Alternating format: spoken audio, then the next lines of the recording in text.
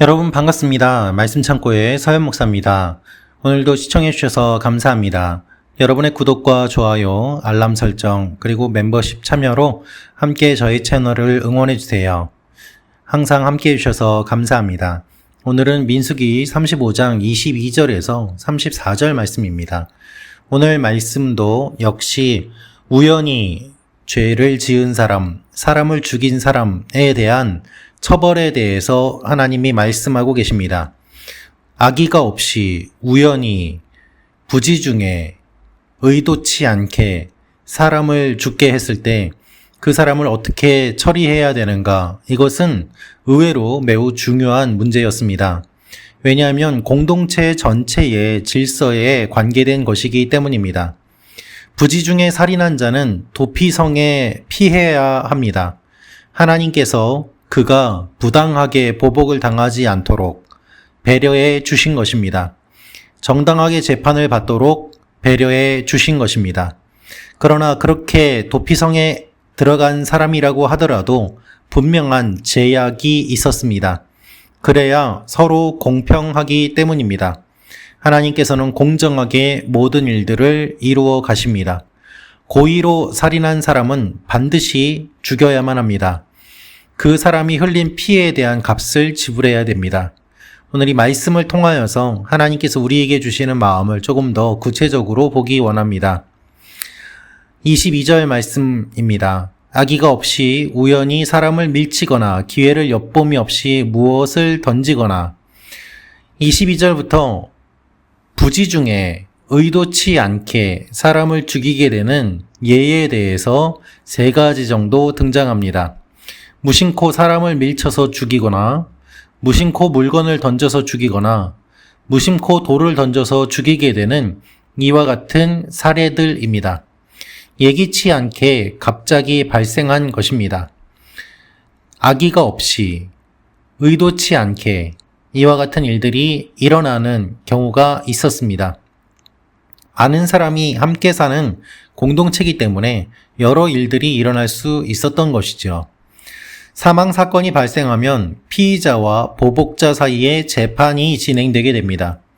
재판이 없이 사적으로 보복하면서 피의자를 죽이거나 무단으로 사형을 집행할 수는 없습니다. 하나님께서는 재판을 공정하게 받을 수 있도록 그 사람을 도피성으로 도망가게 하시는 것입니다. 이 재판은 공정하게 진행되어야 하고 철저하게 진행되어야만 합니다. 이렇게 재판을 할 때에 여러 재판관들이 모여서 재판을 하게 되고 재판 결과 살인사건의 진상이 밝혀지게 되면 규례대로 판결에 형을 집행합니다. 그 사람이 의도적으로 사람을 죽였다라고 한다면은 그는 살인자가 되고 사형에 처해지게 됩니다. 가족의 피해 보복자가 그를 죽여도 괜찮습니다. 그러나 그가 의도치 않게 사람을 죽이게 되었을 때에는 법적인 보호를 받게 됩니다.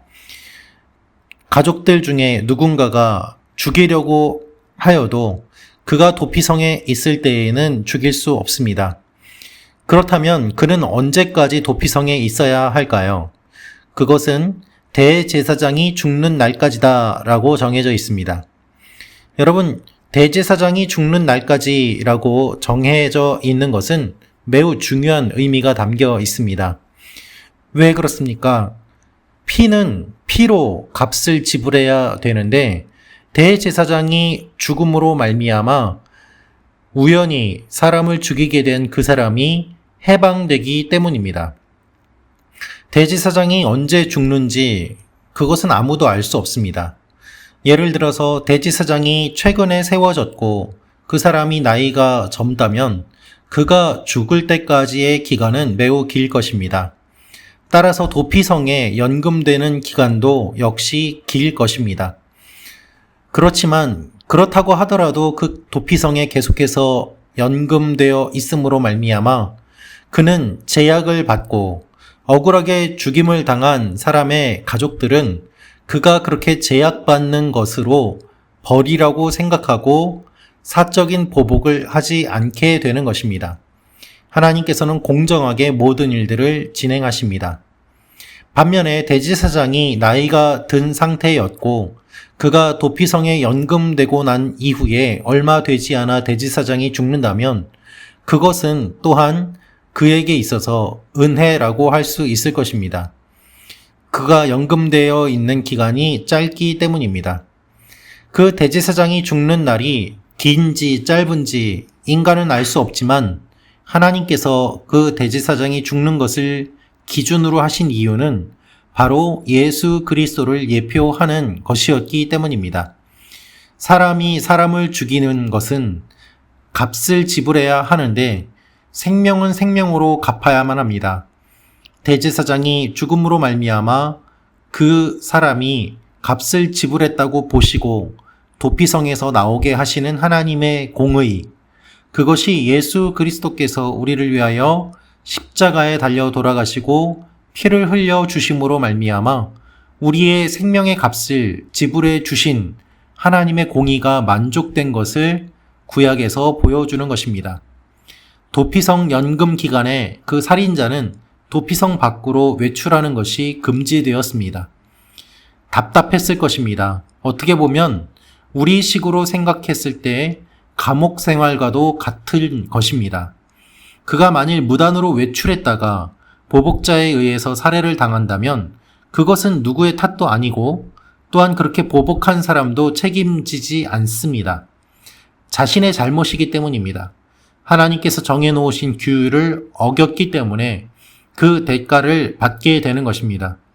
따라서 그 살인자는 반드시 당시의 대제사장이 살아있는 동안에는 도피성 안에만 머물러 있어야만 하였습니다. 그가 사면을 언제 받을지, 예를 들면 대제사장이 죽기 전에 도피성에 연금되어 있는 그 살인자가 나이가 들어 먼저 죽을 수도 있지 않습니까? 그렇다면 그는 평생 동안 그 도피성 안에서 살게 되는 것이었습니다. 이렇게 하나님께서는 살인에 대해서 값을 분명히 지불해야 됨을 분명하게 말씀하십니다. 살인사건으로 열린 재판은 신중해야 합니다. 생명이 걸려 있는 것이기 때문입니다.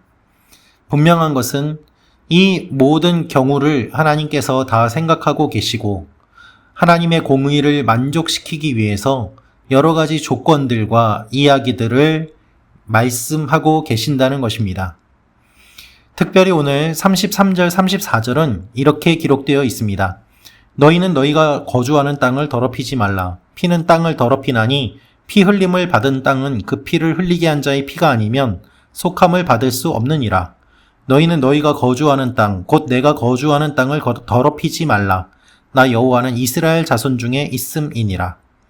하나님께서 강조하시는 것이 무엇입니까? 내가 너희와 함께 하고 있다. 가나안 땅에 너희가 거주하지만 그 땅은 곧 내가 거주하는 땅이다. 나는 너희와 같이 있다. 그렇기 때문에 너희는 거룩해야 되고 땅을 더럽히면 안 된다라고 말씀하십니다. 사람의 피를 흘리고 사람을 죽임으로 말미암아 공동체 안에 생명을 죽이고 가볍게 여기는 그 일들이 일어나지 않도록 하나님께서 말씀하시는 것입니다. 여러분, 가인과 아벨의 사건을 아십니까? 가인이 아벨을 죽였을 때에 그 피가 땅에 흘렀고 땅이 하나님께 그것을 탄원하였음을 이야기하고 있습니다.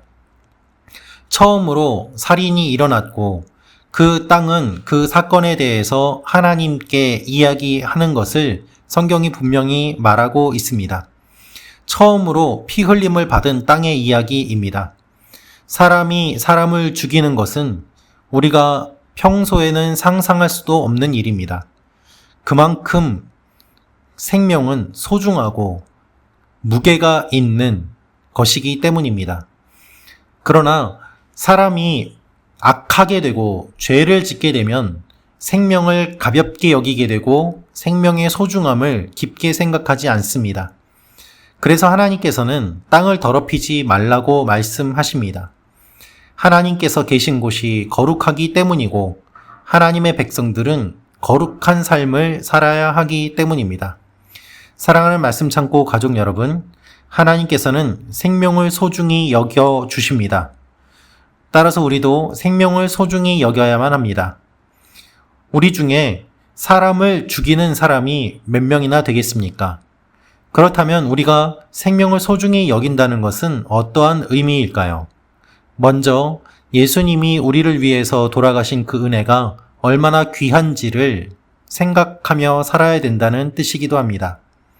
또 하나의 의미는 우리가 이 땅을 살아가면서 인간의 생명뿐만 아니라 모든 동물들의 생명까지도 소중하게 여겨야 됨을 의미하고 있습니다. 생명은 하나님께 속한 것입니다. 우리가 이웃을 사랑하고 또한 함께 살아가는 피조물의 생명들을 소중히 여길 때 하나님이 만드신 이 세상을 아름답게 지켜갈 수 있습니다. 우리는 말로 사람을 죽입니다. 마음으로 사람을 죽입니다. 미워합니다. 그리고 함정을 파며 사람을 죽이는 일들이 우리 주위에 일어납니다. 생명을 경시하는 일들이 일어납니다.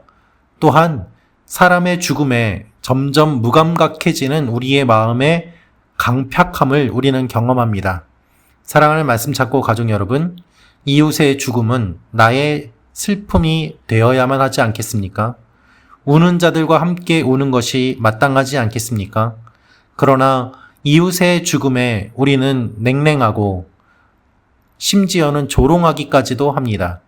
그것이 이 세대의 모습입니다. 오늘 말씀을 통하여서 생명의 가치를 깊게 생각하고 하나님께서 생명의 주인이심을 기억하며 하나님께서 사랑하시는 생명을 우리도 사랑하고 소중히 여기는 일들이 일어나기를 원합니다. 기도하겠습니다. 참 좋으신 아버지 하나님, 생명의 값을 지불하라고 하시는 주님, 우리가 값을 지불하지 못하는 존재임을 아시고 그 아들을 우리의 값을 대신하여 지불해 주심을 감사합니다. 대제사장이 죽을 때까지 도피성에 머물러 있어야만 했던 말씀을 보았습니다. 대제사장이신 예수 그리스도께서 돌아가심으로 우리가 자유케 되고 회복되고 죄 용서함을 받았음을 기억하고 하나님 앞에 구원의 은혜와 감격을 다시 한번 생각하며 한 영혼을 사랑하는 마음으로 살아가게 하여 주옵소서. 말씀 참고 가족 여러분 한 분 한 분이 생명을 사랑하는 마음으로 충만하게 하여 주옵소서. 예수님의 이름으로 기도합니다. 아멘.